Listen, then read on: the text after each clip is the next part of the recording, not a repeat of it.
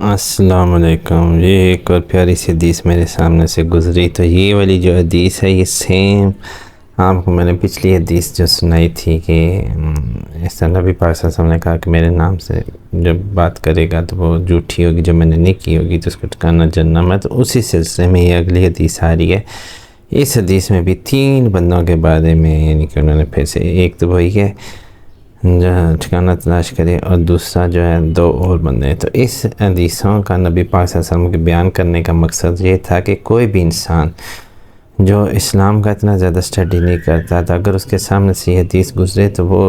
اس کے نالج میں یہ بات آ جائے گی اور وہ غلطی نہیں کرے گا، جس کی وجہ سے اس کا ٹھکانہ جہنم ہوگا۔ یا جو جیسے یہ ہمارے نبی پاک صلی اللہ علیہ وسلم کی جو پیاری باتیں ہوتی ہیں ہمارے لیے مشعلہ ہیں، یعنی کہ ہم ان پہ عمل کریں گے تو ہم دنیا میں بھی اور قیامت میں بھی سرخرو ہو سکیں گے۔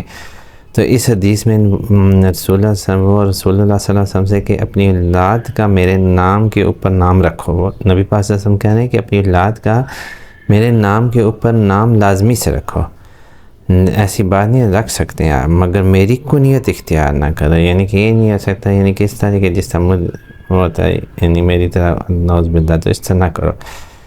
جس شخص نے مجھے خواب میں دیکھا، وہ کہتے ہیں جو شخص مجھے خواب میں دیکھے گا تو اس نے بلا شبہ مجھے ہی دیکھا ہوگا، کیونکہ شیطان میری صورت میں نہیں آ سکتا۔ یہ نبی پاک صلی اللہ علیہ وسلم کا فرمان ہے۔ کیونکہ اگر آپ بہت زیادہ نماز پڑھتے ہیں، قرآن پاک پڑھتے ہیں، تو اگر نبی پاک صلی اللہ علیہ وسلم کا دیدار ہو جاتا ہے،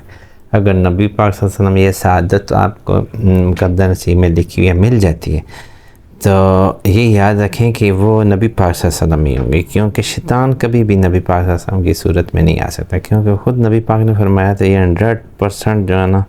پتھر پہ لکیر بات ہے، یہ 100% بات ہے کہ شیطان نہیں آ سکتا۔ اور تیسری بات، اور جو شخص مجھ پر وہی والی بات، جو شخص مجھ پر جان بوجھ کر جھوٹ بول لے، یعنی کہ ان کا نام لے کے ایسی بات کہ جو نبی پاک صلی اللہ علیہ وسلم نہ کی ہو، تو وہ دوزخ میں اپنا ٹھکانہ تلاش کر دے، یعنی کہ وہ پکا دوزخی ہے،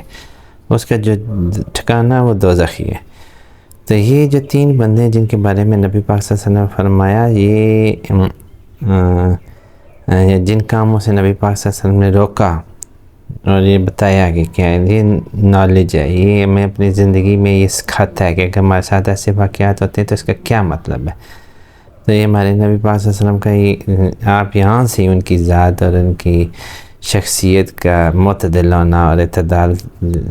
دیکھ لیں کہ وہ انہوں نے بالکل ہماری طرح رہتے ہوئے، ہماری طرح بن کر ہمارے لیے مشلیں جلائی، روشنی کی مشلیں جلائی، اور ہمیں قیامت تک ہماری نسلوں کو ہمیں انہوں نے ایک راستہ بتایا کہ ایسا نہ کرنا، اس طرح کرنا، یعنی کہ انہوں نے ٹوٹل ہمیں راستے بتا دیے۔ اور اگر ہم پھر بھی بیٹھیں اور اس سے اپنے حدیث کا علم حاصل نہ کریں، اگر آ جائے اور اس کو شیئر کر کے لوگوں کو بتانے کی کوشش نہ کریں، تو میرے خیال سے سب سے جو ہے نا ہماری بھی کوتاہی ہے۔ اس کا جو ہے نا ہمیں، اگر میں کہتا ہوں کہ اگر ثواب ملتا ہے تو آبویسلی جب ہم نہیں بتائیں گے تو اس پہ گناہ بھی ملے گا، کیونکہ جب ہم نبی پاک صلی اللہ علیہ وسلم کی ان پیاری پیاری حدیثوں کو جانتے ہیں، جانتے بوجھتے ہوئے آگے لوگوں کو نہیں بتاتے، تو اس میں ہمارا فالٹ ہے، یہ غلطی ہے ہماری۔ تو اللہ پاک ہمیں اپنے نبی کی ان حدیثوں کو پھیلانے کی توفیق عطا فرمائے، اور اس سلسلے میں آپ میرے ساتھ تعاون کریں۔ جو انسان نبی کی بات کو پھیلانے میں تعاون کرتا ہے، اللہ تعالیٰ اس کی دنیا اور آخرت دونوں ثواب دیتا ہے۔ تو اس ویڈیو کو لازمی سے ایسی جتنی بھی میری حدیث کی، میں ڈیلی ایک نہ ایک حدیث لازمی لاتا ہوں آپ کے لیے، اور اس پہ اپنی عقل اور اپنے شعور کے مطابق اس پہ جو تجزیہ کرتا ہوں وہ میرا پوائنٹ آف ویو ہوتا ہے۔ ضروری نہیں ہوتا کہ آپ اس پہ ایگری کریں، لیکن آپ اپنے دماغ سے، اپنی عقل سے لازمی سوچا کریں جو ہمارے نبی پاک صلی اللہ علیہ وسلم فرما رہے ہیں اس کا مطلب کیا ہے، کیا وہ اسی طرح مطلب ہے جیسا میں بتاتا ہوں۔ اگر آپ اس سے ایگری کرتے ہیں تو لازمی سے پھر اس ویڈیو کو شیئر کیا کریں کہ اور بھی لوگ سنیں۔ اگر آپ کی ویڈیو دیکھ کے کوئی اور بھی سن جاتا ہے تو اس ثواب کے حقدار آپ بھی ہو جائیں گے، اور اللہ اور اس کے رسول بھی آپ سے خوش ہوں گے، اور آپ کا بھی انشاءاللہ جنت میں نبی پاک صلی اللہ علیہ وسلم کی شفاعت نصیب حاصل ہوگی۔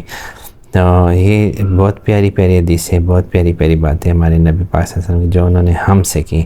اور ہمیں اللہ کا لاکھ لاکھ شکر ادا کرنا چاہیے کہ ہمیں ایسے نبی عطا کیے گئے جو نمونہ ہیں، جن کو میرے حساب سے تو دوسری اقوام جو سے نبیوں کی وہ بھی ہمارے لیے عزت و احترام ہے اسی طرح رکھتے ہیں جس طرح نبی پاک صلی اللہ علیہ وسلم سے کم رکھتے ہیں، لیکن وہ بھی انہیں بھی ہمیں انبیاء مانتے ہیں، ان کی بھی عزت و احترام کرتے ہیں، ان کو بھی اسی طرح مانتے ہیں۔ اگر وہ نہ مانے وہ تو ہم دائرہ اسلام سے خارج ہو جاتے ہیں۔ تو یہ ہمارا کرم ہے، ہمیں آخری نبی اعظم محمد صلی اللہ علیہ وسلم کی شفاعت نصیب ہونی ہے. شکر الحمدللہ. اللہ پاک ہماری بھی مغفرت عطا کرے، ہمیں اپنی رحمتوں سے نوازے، ہمیں دنیا اور جان کی سربلندی سے نوازے. اگر آج کی ویڈیو اچھی لگی ہو تو لائک اینڈ شیئر کر دیں، چینل کو سبسکرائب کر دیں. ملتے ہیں کسی نیکسٹ ویڈیو میں. اللہ حافظ.